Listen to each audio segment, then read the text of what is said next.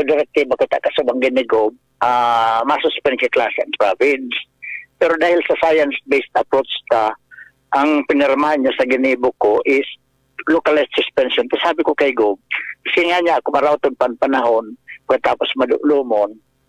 Pero niya ako, bago yan mag-udto, ma-improve na ang weather condition ka. So localized suspension na lang. Kaya science-based, kaya maski nga kita pigbabatikos, ito giraray ang sinunod ta sa science-based, mala-improve na ang panahon.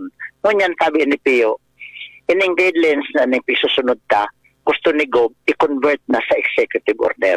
Ang gustong sabihin kayan, Pio, ni Gob, kan pag-executive order kayan, ang gigibuhon ta, define na naman sa guidelines kung anong mga weather system ang dapat localized sana dahil lang taarog mga ka-northeast monsoon or ining pigapuntang shear line man, ang apektado man kayan, Premier Distrito, tapos Legazpi. Ang ibang parte sa 3rd District, di man apektado, kaya di man pwede mag-general suspension. Localized yan. Pag sinabi mo localized, either local government units or DepEd.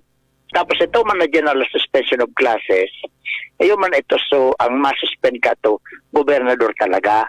Dahil iyon na sipigapod ng tropical depression, itong severe tropical depression, tropical storm, typhoon, super typhoon, and intertropical convergence zone. Province talaga kayan ang ma-declare dahil ang epekto kayan in terms of flood, landslide, mud flow, flash flood and debris flow, storm surge and wind, bilog na probinsyang apektado. Kaya di pwedeng localized. Actually, yan ang pagsusunod ta, kundi di pa yan nasabutan. Kaya papasabot tayo sa pagitan executive order. Ngunyan, paano itong problema na nagsuspend ka, tamay timeliness? Paano kung humanist, bako science-based na nakasuspend ka past 7 or 8, ano ang opsyon? Based sa guidelines, na human yan ang pagsusunod na harmonized na guidelines kang DepEd, ang susunod ta dyan is kung halimbawa bagatabi Pio, nagluwas diyan na nasuspend ang classing late.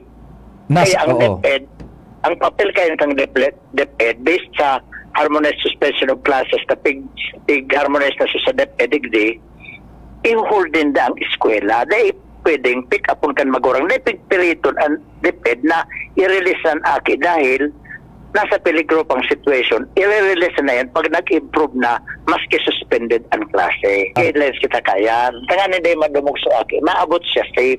Ikagagta na sa executive order. Okay. Maaro kaya. Tapos, itong sa timeliness naman, kung science-based ang suspension of classes, ang nasa guidelines is, ang release kayan, kung halimbawa kung delayed, dapat before 6 o'clock. Tapos kung sumasuspend naman na hapon, dapat 11 o'clock ang release kang advisory.